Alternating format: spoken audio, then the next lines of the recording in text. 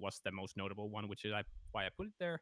Also, a Bachelor of Theoretical Philosophy, and now studying Educational Psychology, aka I'm gonna be a teacher. That's pretty much it. Currently coaching a Finnish team, Blue Whites, and casting Finnish community tournaments. You might have seen some clips of me with Cheesy while we're doing that. I think we'll be playing in it on Saturday. Yeah, you will be, and I will be casting you. Yes, hopefully. We're not sure about the groupings yet, but we're gonna be casting as many matches as we can. Anyway, yeah, and so Ido asked me that, like, how many? No, was it Even who asked me? Anyway, how many brain steals do you need? And currently, I'm not I'm not coaching a contenders level team. I'm not coaching a blue whites level team, which is a 4.4 team. And so I won't say dumped down, but I've brought up enough fundamentals in my like theory etc, so that you guys can implement those to everyday play. And so with this, how we're going through, you'll not just learn like singular comp and how to play it, but you'll learn fundamentals inside those comps and why those comps work. And with those, you can implement it to different comps that you'll bring out, implement them to different heroes that you play, and also implement it to, like, for example, ranked play. And so with those, if I do this correctly, you won't be needing my coaching in a certain amount of time. But yeah, so I have planned. I don't know how many times I'm gonna be doing this, but we were talking about 4 sessions with Aston, so I've sectioned these to 4 different sections. We're going to be this today talking about meta, and so we're picking up a couple of comps that people are currently playing, and also about a little bit of the future of Overwatch. In, like, for example, how do the Zen changes affect anything, or is Echo still fucking broken? You know, we're also talking about space, which is the most, like, in my opinion, the most important thing that you can use in Overwatch. If you're a shit player, if you don't know how to aim, if you don't know how to make fast decisions in Overwatch, you'll still win games with just space control. And so we're going to be talking about space and how to control it, and also a little bit about space taking, which is a different mechanic. And then we're also talking about the next session. We're talking about saving resources, how to manage them, and then we're gonna be talking about tempo and how to play Overwatch in a hectic environment. Mid-team fights, 4-team fights, etc. And then as session 4 will be concluding all of those 3 sessions, and also thinking about how you can advance as a player, but also as a team. Okay. And so, who recognizes these words? These are words used in. I went through a couple of coaching videos in Overwatch, in YouTube, and tried to find as many words as coaches use. Is there a word you're not familiar with? Because these are kind of a fundamental part of Overwatch. All of these. I'm aware of all of them. Yeah. Like finding Waldo. Find the word you don't know. Yeah, if there's a word that you don't know, I'll explain it to you quickly. But these should be all words that you know. Yeah. Yeah. Yes. Yeah. Resources, mobility, kiting, counter strategy, etc. Everything that goes on in an Overwatch game, and there's a lot of things that go on in an Overwatch game. But all of these can be, like, put together, and you don't need to know how everyone works in a micro level or not even a macro level, but you will need to know all of these in even like just a general knowledge basis, so that you can advance any of them further. And so let's talk about first the Holy Trinity of Overwatch. This is I've talked. Ed and Chemist should be familiar with this, but I'll go through with all of you still. So Holy Trinity of Overwatch is based on the compositions that we play in Overwatch, and so there's like 3 like comps, so to say, that all comps like kind of can be categorized to. And then there's hybrid, of course, in its own special way, but that's why it's called hybrid. Anyone want to tell me, or should I just say them? What are the 3 comps of Overwatch? I can say them. It's Yeah. rush, dive, and spam. Yeah, well, who's this? Or poke. Cake. So cake. Yeah, okay. Spam is a good way. Spam is kind of in a different way, but yeah, spam actually I've categorized it as bunker, but spam is correct in that way. The difference between like because I like to say bunker because in a way you can play You bunker bunker without up. spam. Yeah, but you can play bunker also without spam. So yeah, that is correct in a way. But yes, we go dive, rush, and bunker. In a way, spam plays a little bit different than like bunker with, for example, snipers or like a bunker that just huddles up, like you used to play with Orisa and Rhine at one point. Or for example, a bashing comp could be categorized as a spam comp too. But yeah, and these are kind of the like the you go to comps. You know, you build around dive. You say, yo, we put up Ball or Winston and put Diva with it and Tracer, and you kind of have already makings of a dive comp. You put Reinhardt and Zarya and Lucio go fast. You got the basics of a rush and bunker. You put up whatever shields, as many as you can, and Baptiste, and you got yourself a bunker. These are pretty simple concepts on their own, and then there's the hybrid, which like kind of puts things together. Not kind of, there's no 50-50 hybrid, so to say, but there's a hybrid with like 80-20 if we want to think about it. Like, for example, if you put a Sigma and a Ball, the Sigma huddles up with the rest of the supports and then there's the Ball and the Tracer that do the dive, and so that's kind of a hybrid comp in itself. But yeah, and these all symbolize it or use different resources and different like fundamentals of Overwatch and how they win. And so, for example, here we see Dive has little resources to use for like in terms of cooldowns. Usually, like Winston Bubble, for example, has a long cooldown, etc. And so you don't have much of those, but you use them fast in a fast tempo. And with that tempo and those resources, you do a lot of damage. You have high mobility. You can reach spaces very clearly, very easily, and with that, you can go fast, and you have high space taking, so to say. And so you go fast, take space, and once you've used your resources, you should win the fight. If you don't, you lack those resources to prolong the fight, and so you will be losing that fight if it prolongs too much. Of course, dive v dive is different because then you both have the same amount of resources to use. Rush, it has high resources. For example, if you're playing with, let's say, goats, and so with that you have shitload of healing, shitload of defensive cooldowns, and you go in, you use those all your resources in a fast tempo. You medium mobility usually with Lucio, and with that you have a lot of damage going on in the singular space, and with that you have high space control, but you also are pretty good at space taking because you have high mobility or medium mobility. And there's the bunker who huddles up, low mobility, also plays kind of low tempo, doesn't want to use resources in a fast pace because if they use them in a fast pace, they will lose the prolonged fight, and that's what like how they fight against other comps. And the holy trinity, so to say, is the rock paper scissors mechanics like that's been going on. It's pretty much that you can with dive you can beat bunker. These are of course not 100%, but it's pretty much like you used to go if enemy had Orisa, you used to go Winston so that you could go through it through the Orisa shield and through to the supports etc. And so and bunker could fight rush because they both have high resources, but bunker has better cooldowns. They use them in a low tempo environment, and so with that, the rush who uses them fast can't fight the prolonged fight. And rush should win against dive because even though they play at the same tempo, they have more resources to use, and so in that sense, dive should always lose to rush. So that's kind of the basic.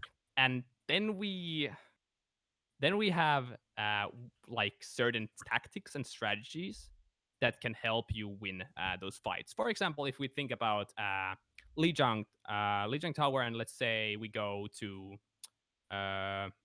Night Market. Let's say we're at Night Market, right? Big square, Night Market. And so you're playing Rush. You use Symmetry Teleporter to go to the middle, and now you're huddling up. You have high space control, so you can anyone that comes in can't fight you because you have so many resources to use in that sense. And so how would a dive win against that? Well, they'd obviously split up. They'd go around the perimeter and then use their resources not too fast, but poke them out, make rush, use their own resources and turn it into a bunker comp, so to say. So now, because all the dive targets can run away if Rush would try to go in one, because they're in the point on the point, and so you'd have Tracer in the next to the mini behind in Lijiang Tower Night Market, and then you'd have Echo shooting through the windows, and you'd have a ball rushing through anytime. And once you kind of find that in that moment that you can go in, you'd go in. Then you'd do what dive does best: use lots of resources very fast. And if Rush has used all their resources so that they can't fight for space control, they will lose. But yeah, that's kind of going through a little bit of fundamentals here first. Okay, so this is a true statement, and I've heard a lot of people say this, but a lot of people still don't agree with me. And there's kind of one reason for this. One and a half. There's Ball, which sucks ass. It's a sorry, just a second. Got up at somebody sent a message on me Discord. Don't worry about it. Yes. So Ball, which kind of turns Overwatch a little bit around, because Ball is a tank that doesn't obey. He has high resources because his mobility cooldowns are low, his defensive cooldowns are low, and his damage cooldowns are low. So he can do whatever he wants pretty much. And so, and then there's this, Echo. And Echo currently makes Thank you. Overwatch very. Huh? Thank you. Sorry. Yeah. Echo makes Overwatch very frustrating to play, not because Echo has all of those things that I just mentioned that Ball has, but Echo's TTK, time to kill, is very low. And so Echo's damage burst abilities make playing 200 health characters or even tanks very frustrating to play. And so, and she has high mobility. It's very hard to get her with any sort of character that can't do long range damage, but also Echo in itself can do lots of damage from everywhere she wants with those stupid projectiles of her. And so, like for example, I can maybe even some points show you, but a couple scrims ago we were playing a 4.5 team, and what the enemy team did with the Echo is they literally put the Echo to flank, and whenever she hit sticky nades, she'd fly up and beam immediately. Even when the sticky nades hadn't go off, she would beam immediately. Because with that, no amount of healing can save you. Only a Zarya bubble can save you. No amount of healing can save you.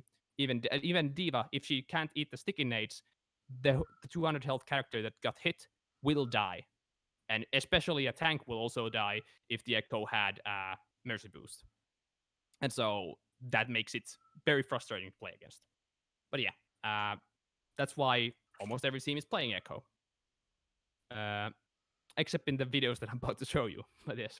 And so we're gonna be talking about two examples today. We have a common ball, X is in as a placeholder because you can pretty much play almost any hero that fits the comp in it. But we're talking about dive and rush, which are the most most played. You don't see a lot of Orisa like these days because Orisa, even though she's like good in that matter, the resources that an Echo can put out really outweigh the resources that a Bunker can have, and so Bunker isn't that favored anymore. But still, you can play Bunker like if you want to, if you really really want to. But so, we're talking about a ball comp. We're using D.Va because D.Va has gained favor because of if good D.Vas can eat the sticky nades from Echo, but also pressure the Echo enough so that the Echo just can't be like behind flanking all the time. This is what we did with my team, is that we were playing ball Zarya, but we switched to ball D.Va and had the D.Va mark the Echo all the time. So that we just didn't lose immediately. But yeah, these are kind of it. Zenyatta also a little bit of a placeholder. I was debating, do I put him in? But it's because Zenyatta, I believe that Zenyatta will be, in certain maps at least, will be meta. But yeah, and then we were talking about, in some examples, we'll talk about Rush, Reinhardt Zarya, or Reinhardt D.Va, again, for the same reason. And then various comps, it could be Reaper Sombra, it could be Reaper Mei, it could be Tracer Echo. Like you can, the Rush comp only needs high damage in it, like in its comp, and so like or CC like Mei has, and so with that it's pretty like self-explanatory. You wouldn't. Well, for example, my team plays it with Doomfist and Torbjorn, and so kind of works. And with Lucio, you can play if you want lots of healing, you'll play Moira. Kind of self-explanatory there. Just you rush into enemy int, and if you win, you win. You're happy. If you don't win, you're kind of but we'll go again.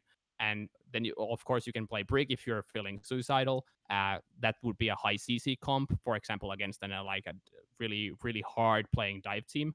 You could also play Anna if you're having lots of sightlines, but those things. Yeah.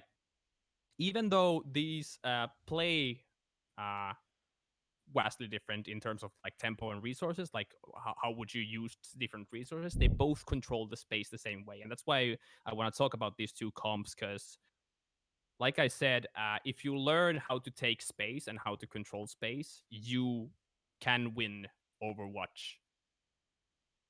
End of sentence. You can win Overwatch.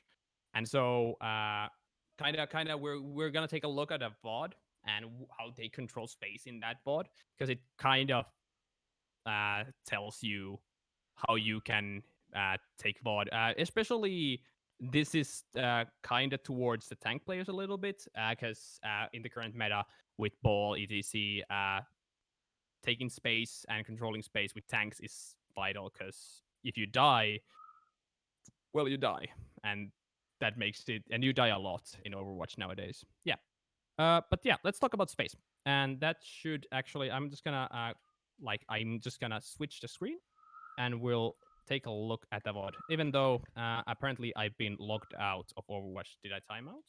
Well, just a second for me, if you will. It's no problem.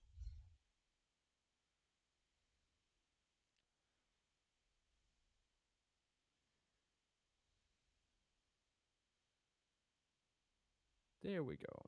And so where is the VOD? There. Okay. And so let me just quickly pause it. Okay. Anyway, let's change. I'm just gonna share my entire window so that you can see my epic pen as well.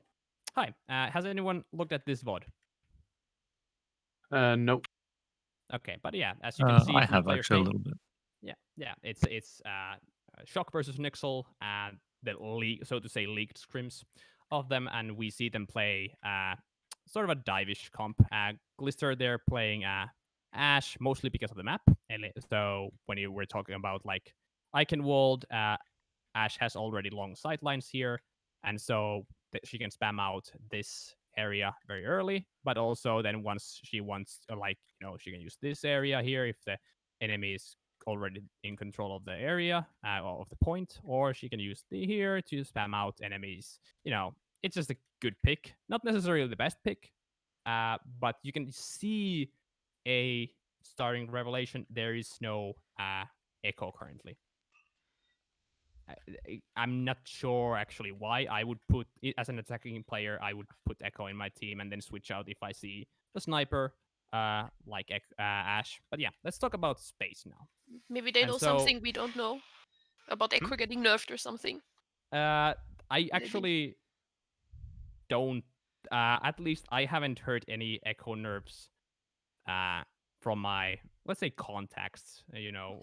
In the Young and Beautiful server, we talk a lot about things that are happening, and I haven't heard anything about nerfs for Echo, but it's possibility. I mean, to be fair, It's- they could also be expecting the Ash. So like the Echo can't Yeah. really deal with Yeah. the Discord Ash and the Diva. There's no point in Yeah. even going Yeah. Echo. It's a possibility. If they know that the enemy team is gonna play this, of course, then it's. But honestly, like, this is going off tangent, but swapping like if you're scouting with a Sombra and then switching off to Echo, it's kind of similar to the fact that like you could just go Echo, fly out, get scout, get back. It's like kind of the same speed. But anyway, if we're talking about space now, let me just get my epic pen. Yeah, there we go. If we're talking about space now, there is two concepts that you need to know, like, as a basis. Every map has a choke. it's kind of that's pretty thick. That's kind of self-explanatory. It's a tight point that like doesn't let people just go through like without having to use either mobility abilities like here, or just defensive cooldowns if they're getting spammed constantly. And so this is in every Overwatch map, and its only purpose there is to make it so that defenders have an advantage. And defenders in Overwatch have an inherent advantage of being able to set like they have a set out space that they need to just have a control over. And with this, like in theory, this area is from the start of the game in the control of the defenders. And if we take a look, it's pretty large. And so if the enemy team if the defenders would want to, they could have every single character occupy a space in this. But obviously, if you'd spread out like this, what would that do? Let's say against just a ball diva, even just a ball diva, not even an entire 6. Let's say It would give free your dive targets. Yeah. It's free dive targets. It's Overwatch. In Overwatch, you don't win 1v2s, and I want to say ever, but obviously we know different. But the point of the just like the that you usually don't want to occupy the entire space, because the entire space, every single spot in the space that you currently control for free requires your own resources to control. And so when you're occupying a space, you exert a certain amount of pressure in an area. If you're a diva, like here, and you'd occupy this space, you'd have enough pressure to force out the Zen to not go here alone. Because you have your health pool, you have your damage, you have your mobility. And it's kind of like a scare factor, but it's like just occupying a certain amount of space makes you control that space. And how to break this pressure is to use your own abilities or team play to force someone to move. And with that, you can think about, let's say, the diva is here alone. Even just a Discord orb and a tracer would force the diva to move out. And so, with that in mind, no single player occupies a one like corner because they don't have enough space. They don't have enough resources or pressure to just control a certain control it on their own. And so with that, like placement or positioning comes into play. And so here we see just like a certain amount, like this choke is not as important as any like they don't need to be in this because they control it in, just as a start. And so with that in mind, they can use their mobility as a ball here, or the spam coming from these to control it. And then there's even the tracer. And so whenever, if they would want to control this area, let's say to prevent the enemy to coming to their own space, they would use resources on that. That's very simple, like Overwatch in that matter. But so this is free, but they've chosen to control a different amount of space, and that's because of the resources. And so with that, you can always in certain like in any map, with the map knowledge that you have, you can choose to control space with just your actions. And so, for example, a ball with the pile driver and the grappling hook can choose to control any amount of this space. And like this is only for defenders now. Remember, we'll talk about attack soon. But with that in mind, like if you can control any amount of these resources, you don't need any others to control these resources. And that's why the Brig can play safe, the Zen can play safe, and the Ashe can play safe. They can all play in wherever they want because all the other characters control different sorts of space. And this similar thing works with Rush. For example, let's say now that you're playing Rush, you'd obviously want to position yourself a little bit closer because your resources are in different like kind of resources. There are high impact resources that, for example, if let's say you speed in with a Rhine, you can get a fast kill because you have lots of resources that you can use in fast terms and have high space control. And so with that space control, you can be closer because space that you like want to occupy, for here example, takes less resources to go to because you have medium mobility, and so like yeah, so you can just control this space with less resources. And so you want to think whenever you're controlling space, you want to think the resources that are available for you and the best way to utilize them. Ash spam, ball, whatever, pile drive, boops, just massive health pool is a way to control space. And why I said originally that dive has a low space control is because they have low resources. And so if you'd want to control this space with just a normal dive, let's ignore that Ash is here. Let's say that they have Genji, for example. Really old school dive. They have Genji here. And so if they'd hold here with Genji, Tracer, etc., and the enemy could just come here and force them out real fast because you'd use your resources real fast, and the enemy team, who doesn't even need to use cooldowns because you're so like far forward, makes it so that you fight a fight with defenders advantage, of course, but any resource that you use, you lose already. And this is like okay, that was kind of weird word. Sorry. If you use like in the space that you occupy, you use a resource, you won't get it back because you have like high cooldowns and etc. And so with that, it leaves you vulnerable with no resources to protect yourself. And so let's, for example, say even if you play as a tracer, you blink, blink, blink, and then you recall here. Now you're out of resources. And if you don't have blinks or any sort of recall, the enemy team only needs to do 150 damage to you and you're dead. And the TTK in Overwatch is very low. And so, with that in mind, you'd probably be smarter to use your recall only in the time that you need, or if you're going way too out of your way, for example, to drop a pulse bomb. And so that in mind, all of these characters here that we're currently seeing are aware of their resources and where they need to be, like thinking about it. If we think about like overextending, for example, when an Reinhardt is here and then the rest of the team is here, the enemy Reinhardt just doesn't have the resources to keep himself alive, so he needs the team's assistance. Well, this, like, let's say 6 people fight the Reinhardt, right? And these other 5 can't possibly have all abilities that can help this Rhine here, makes it so that the Rhine doesn't have resources to protect himself and he will die. So the Rhine needs to be aware of his resources, for example, the shield, his mobility, his damage, and choose a spot that lets him use those resources as safely as possible until you want to either control or take space. That's a long-winded explanation of just defender's advantage in general. But with that in mind, attackers only need to find a way inside the space that the enemy is controlling and take away with their own resources. It's called space taking.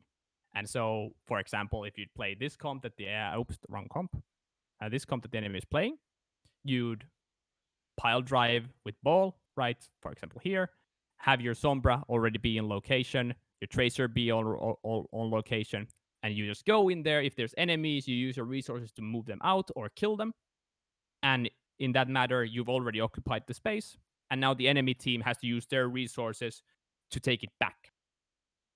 And that's the, like, if you want to talk about in quotations, attacker's advantage.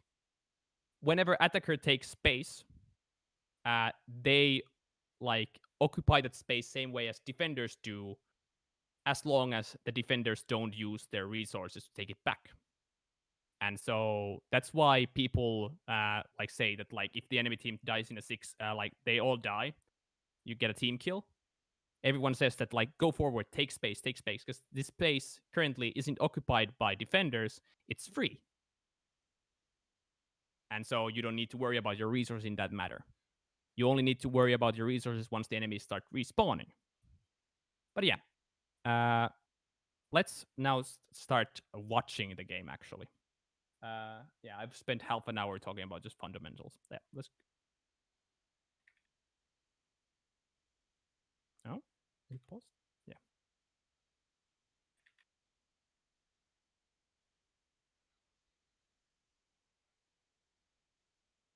Actually, I should probably timestamp this because I have things to show you. But yeah, kind of basics of Overwatch.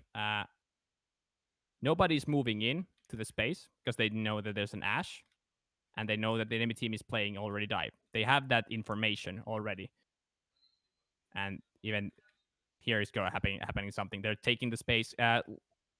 Like I said, this area behind the choke is free for the defenders. It's their control area, but this isn't.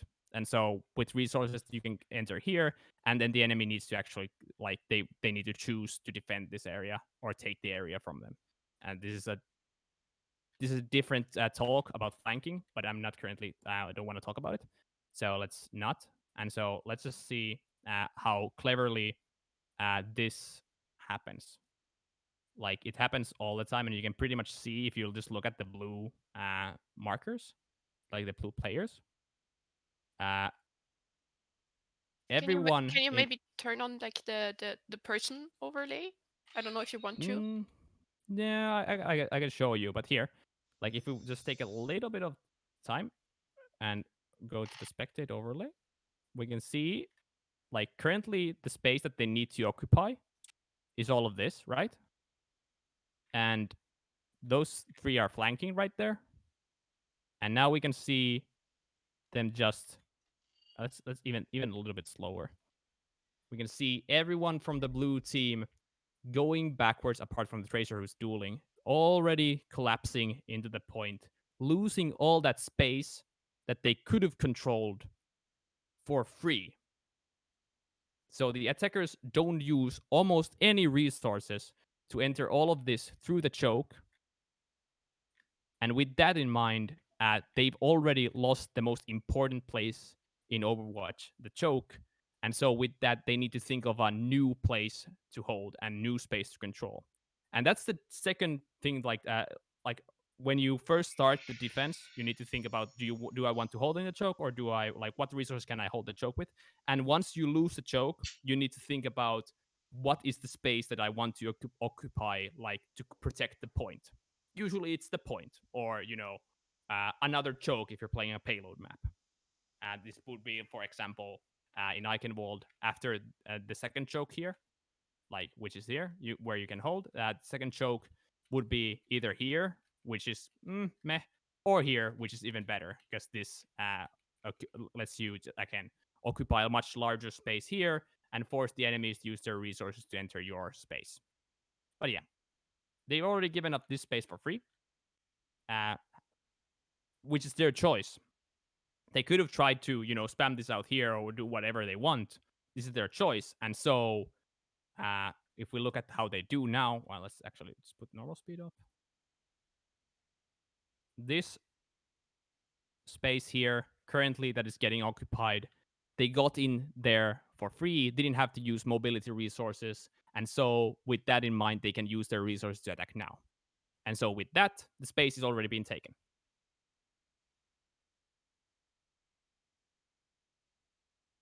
And here is actually, yeah, this is the second thing. I had the time stamped later, but let's look at this now.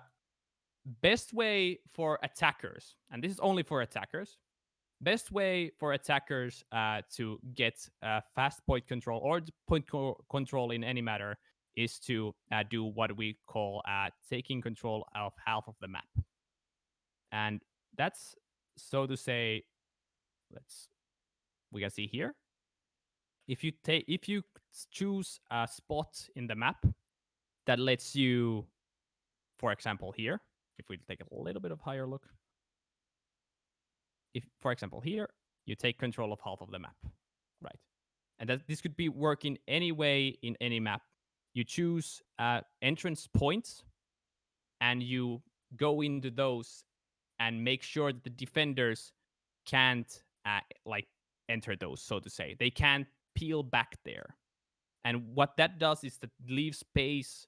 Because like space is important because it allows you to go back as much as you want. It allows you to have freedom of choice. And when you take away that freedom of choice, you can now you have more freedom, so to say. And so they've already done this when they just started entering, and now Chuinhon is here, which makes them that they've already like started taking more and more space. And that's how basically like every single comp in Overwatch works, apart from like just diving into the point. You take half away, you do a rotation, and you take a certain amount of space away from the team, and then slowly with flanks or with just your abilities, your ultimates, you start taking. For example, if you'd move here, you take away this area now, or if you'd move here, you take away this area, and you slowly start strangling the opponent out of their space. And with this, you win most of the fights in Overwatch. Of course, the defenders in their own sense will try to restrict a view of their space. As you can see, like the defenders are trying their best. Striker just came from here, and with that, like if we think about just in that moment, like they're trying to make sure that the enemy team, the attackers, can't occupy all of this space, and now only this like area is being controlled. They've effectively made this free for the defenders with the push that they tried, but it's not working currently. They already lost their Zen, which is their major damage dealer, and so with that in mind, like they can't have enough. They don't have enough resources to control the space with damage. But yeah, one way also to this is a really real goats thing, but and it applies to rush. One way also how to as defenders to take space, like same way as you close out the alpha map, is to make the attackers the defenders, so to say. And this rotation would happen so that like the defenders would rotate here if they'd have everyone at point, and so all the attackers would be at point. But currently they're trying to occupy this point, and so the space here. And with that rotation, you would like flip the switch over, so to say, and now the defenders would want to take half of this so that they can control the area and win the point. It's a risky move in that matter because what the defenders want to do, of course, is to protect the point, and so prevent all of the like the accumulation of percentage in that. But with that, it's actually like a way to control space if they want it. It's a decision making, and we're not talking about that in here.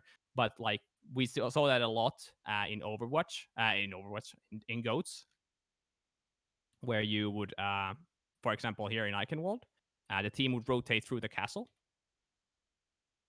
and drop down here, and the enemy team who was attacking would have now all their players right here, and now you'd be the defenders would be the attackers in that matter, where they can touch the point and force the enemy team to come here through the narrow choke and kind of negate all that space that they gain from moving here. And again, you take half control of the map, and it works in every single point except for King's Row second. Like this is close there here if we want to think about this map here, this three-parter here. But like for example, now here, how do you take half map away? Like you can move here, but then you'd only control this. And if you'd have players here, it's still not half the map. Like you don't remove because the spawn is so close. But in King's Row second, you can't do that. In here, you could. Like if you'd, for example, rotate all your players here and then take half of this map. It's possible. Nobody does that because it's easier to spam this area away, or just rush because everyone usually holds here. But those are decision making things. Now let's look a little bit more because we see Nixel do some smart things in their next. Actually, we just skipped there. I was about to go through a lot more, but we go to Nixel's defense. And so we see some smarty things.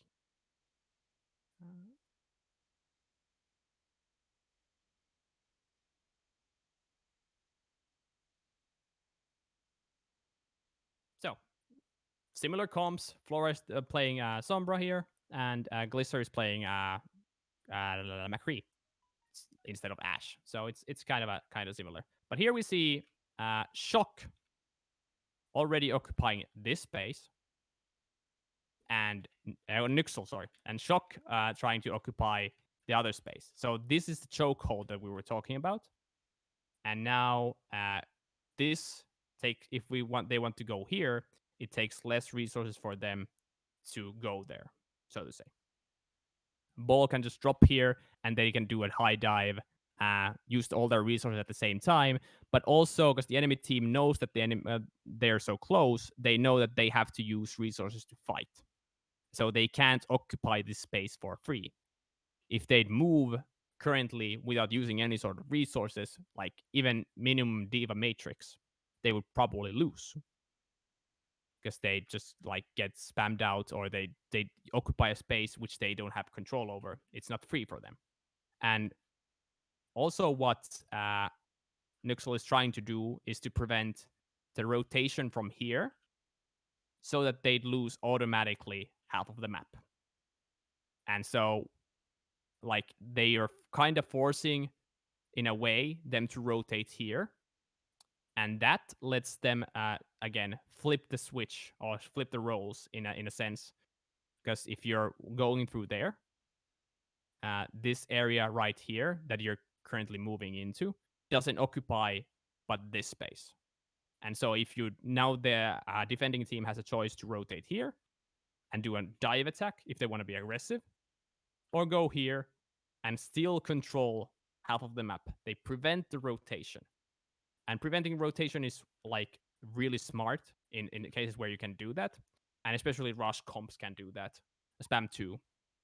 Dive usually doesn't have too many chances. They more rely on their high damage and their high like resource use, fast tempo.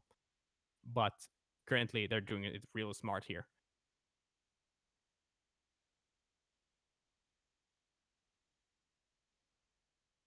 I think I mentioned this to Ed and Chemist a lot of times, but in goats. But the best way to take advantage of an enemy trying to occupy your space or trying to go to a certain area is to target the rotation, because the rotation in itself is very vulnerable. It always requires, like, if you like, they want to always save their resources for the point where they do the actual fighting. But if you target the rotation, you, first of all, if anyone gets left behind, they die. So they have to use their resources to go somewhere faster, or protect themselves, or take the fight there. And for attackers, that's a very hard choice to make. And usually teams don't have coherent choice in that, like strategy in that sense. And so, but for example, for when they left themselves here, Pixel, they left themselves with all of the options to attack the rotation, which they wanted to do.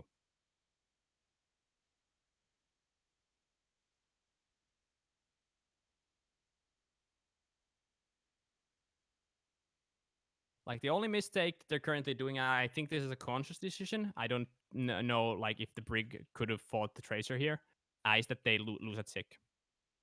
But like, that's fine. You've already gotten a lot of one of their damage dealers. You prevented the rotation. You've used lots of their resources. The only resource that the defending team has used, like, if we want to look is health. And so with that, they have their cooldowns to use still. Though Choyobin dies. Choyobin gets Friday, who was very aggressively there. But like, do you see the flip? If we want to look at the overlays. Like, if you just look at this, you might not know who's defending and who's attacking. And so, like, that's a smart play. But that also requires a coherent plan in that matter, that you want to have clear targets.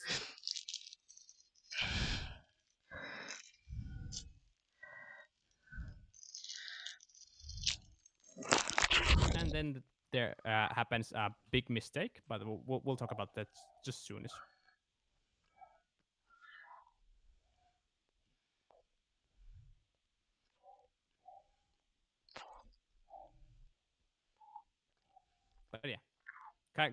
You kind of see the space flipping. The big mistake, of course, what happens? You might have seen it, and it's a really obvious one to like do. If you look at here, once they start occupying the space here, right, uh, they leave Jonak here, and Jonak goes here to shoot thingies.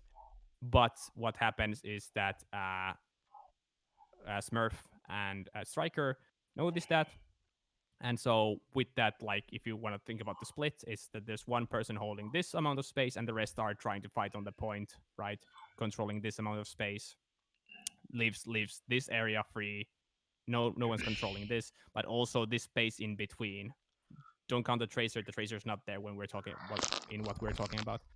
But like, so in that case, you also don't want to leave anyone behind because they don't have enough. Like we first mentioned, they don't have enough resources to control any sort of space by themselves, especially a weak target like Zen.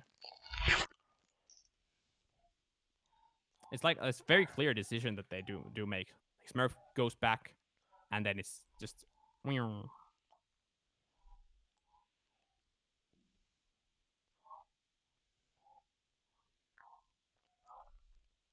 And you can even see like Jonak trying to react to that, but because he knows he's in a bad spot, but he gets fucked.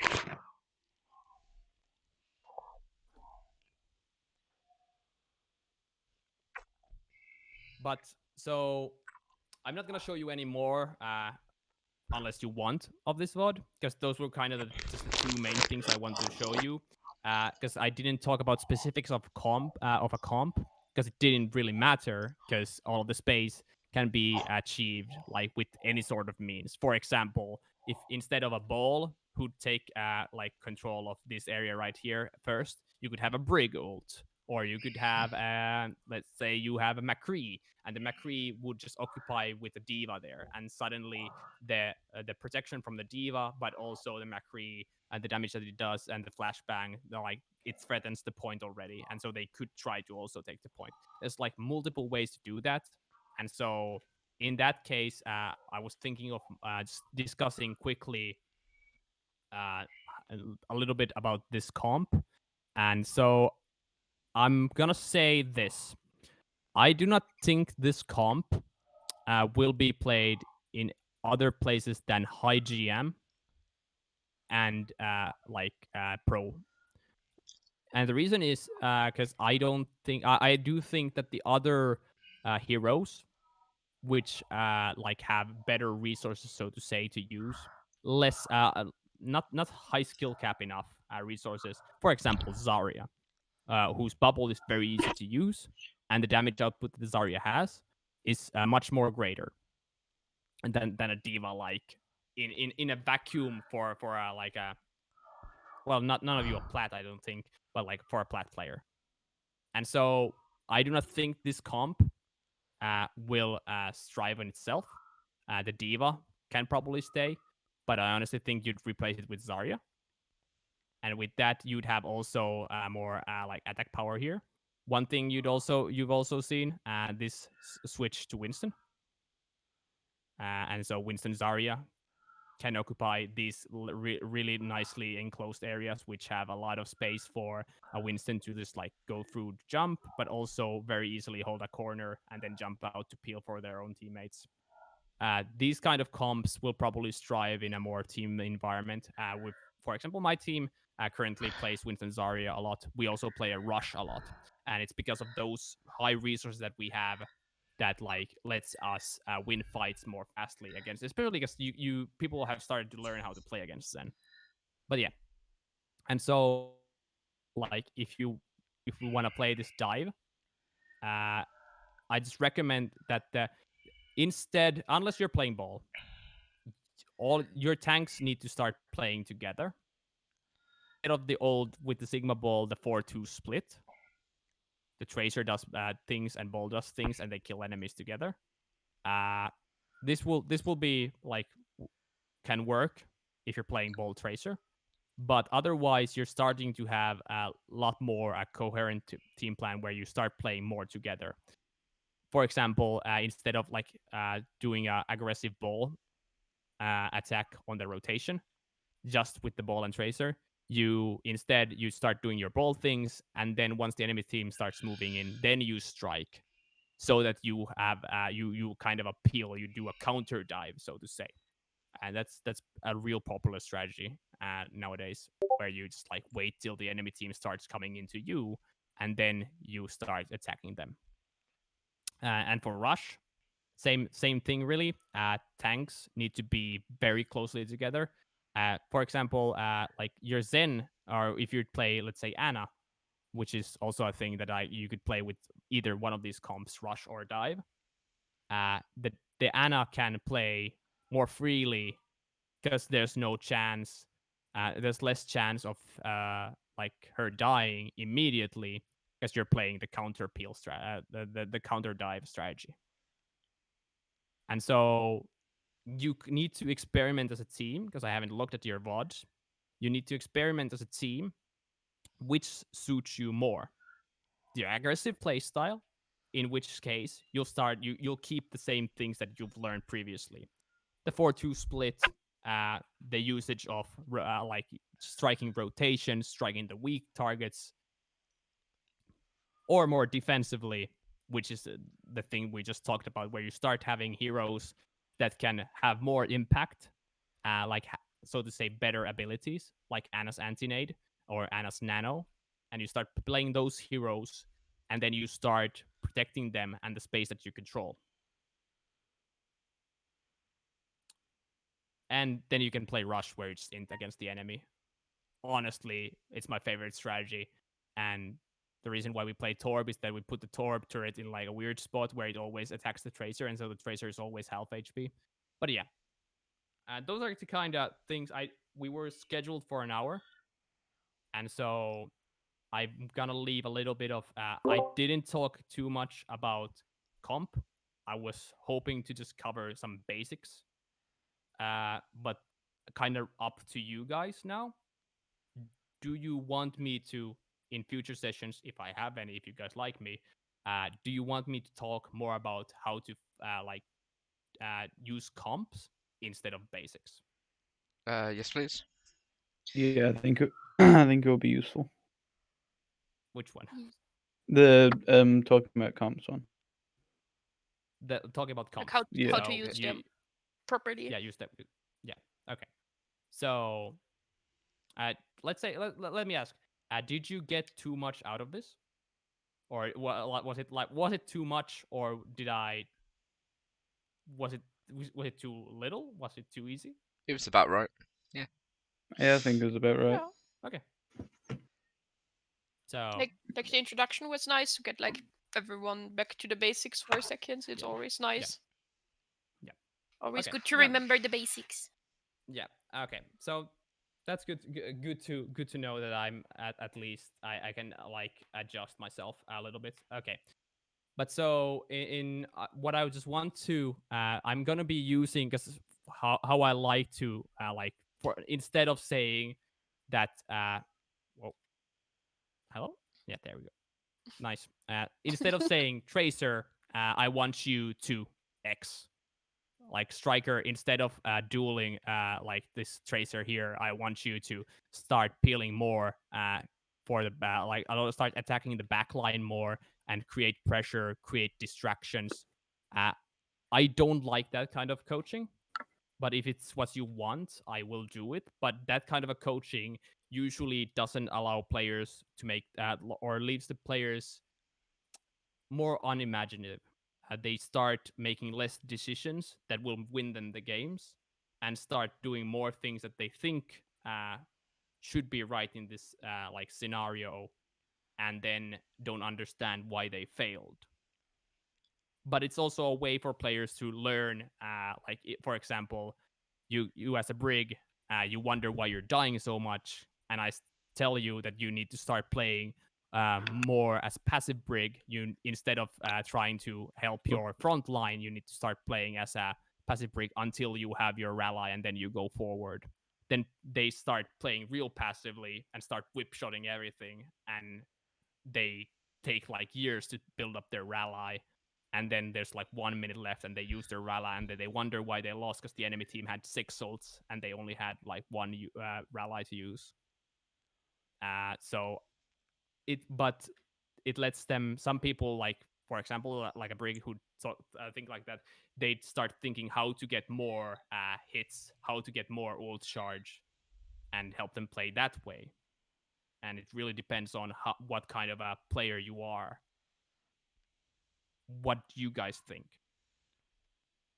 Do you want me to teach you more about how to play comps and what options you have, or how to play comps and how to play the heroes correctly in them? I think the options that we have, and then let us take the options and make mistakes and learn from them ourselves. I think that would help a lot more than just telling us how to play. Exactly. I think it's like a mixture of both a bit. Like especially if we're watching like a VOD, like if one person is doing something like utterly stupid, like completely like what the fuck are you doing there?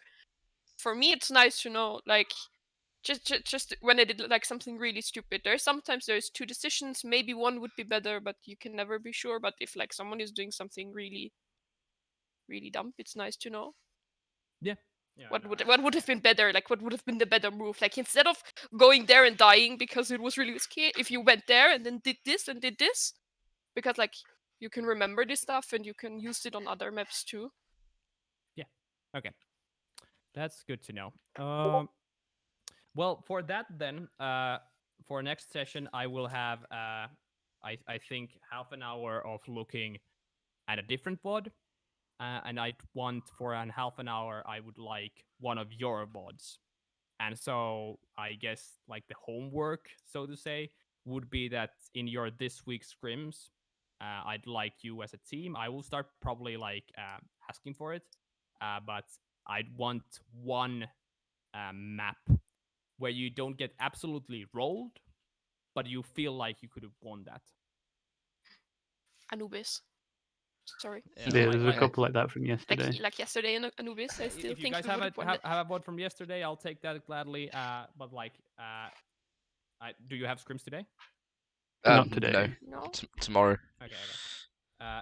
Just like I'd if you think that the Anubis is best, then let's go with that. But I honestly like what the things in mind that I said to you. I would you like to go fresh into a like a game, and then like with the knowledge that I gave you, you would make the decision instead of like with the previous like the because like if in yesterday's VOD you'd do simple space mistakes, but you acknowledge them now, it's kind of a useless VOD. Yeah. Hmm. I think if there's more maps where we don't completely roll and we don't get rolled, then we'll pick those from the scrims this week. But if not, then it would probably still be useful to use one from yesterday if there's no more like that at all. And just question, we do have scrim tomorrow because it's No, a Friday. Monday. It's Friday. Sorry. Yeah, it's Yeah. Friday. Okay, I was a bit I was confused. moncursing a little bit. Yeah. Yeah, well, like oh god. Yeah. As I said, my sleep's screwed, so I think it's Sunday already. Okay. But yeah, I guess that's all I have for today. Again, a little bit of more on the theoretical side, but let's focus more on comps in the coming sessions Yes, sir. if I get any. Mm-hmm. Yeah. Oh, hold on. Let me finish recording. Did you want me to send the money to Cheesy and then him to give it to you? Would that be easier? Or did you want me to send it to you yeah, directly? I was more like really. I know it's not the practice, but I actually would rather that once you guys are satisfied with my coaching, I'd get paid, so to say. Okay. If you're fine with that. But Yeah. I mean, yeah, because honestly, like having me talk for a couple hours, like, if it doesn't help you guys at all, I honestly think that I shouldn't get paid. No, you should always So- get paid. You gave up your free time to do something and trying to help us out. Yeah, That's but how I but think. also like I'm using your guys' time to talk about things that I think are No, important for you. We are here on our own will. No one forced us to be here. So is he Yeah. technically. All right. True, true. Well, I'll put it in the DMs anyway. But Yeah. all right. Well, thank you very much. It was 10 out of 10. Hopefully, sure. hopefully you guys Thank you. at least Yeah, got something. thank Because you. honestly, like this is a thing that like when I've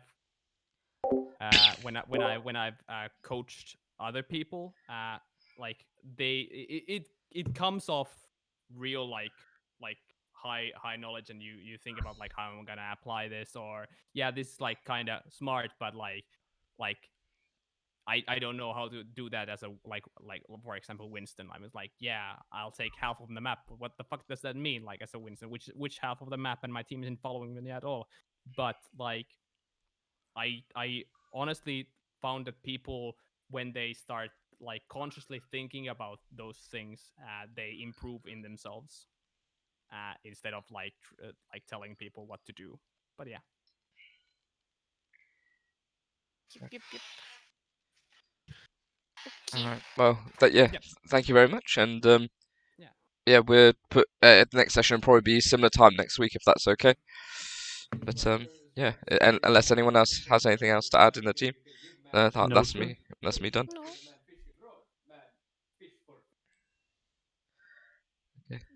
Thanks, Cheesy. I couldn't hear a single thing Aston said because Jeez. I'm coming to fuck your wife.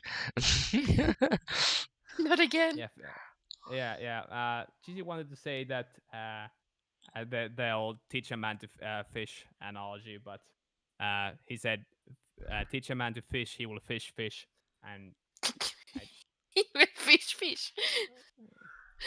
you ruined my humor. The wisdom of a cheesy. Anyway, yeah, thanks for giving me the chance, and thanks for being here. I will hopefully give you guys what you want in the next session. Yes. Okay, thank you. Awesome. Thank you very much. Yeah. See ya. See ya. Bye-bye. See ya. Bum. Oh, Okay, I will. Oh. I will Hello, cheesy. Oh, there he is. So the analogy was, you can give man fish, man will eat fish, but teach a man to fish, and he'll get his own fish.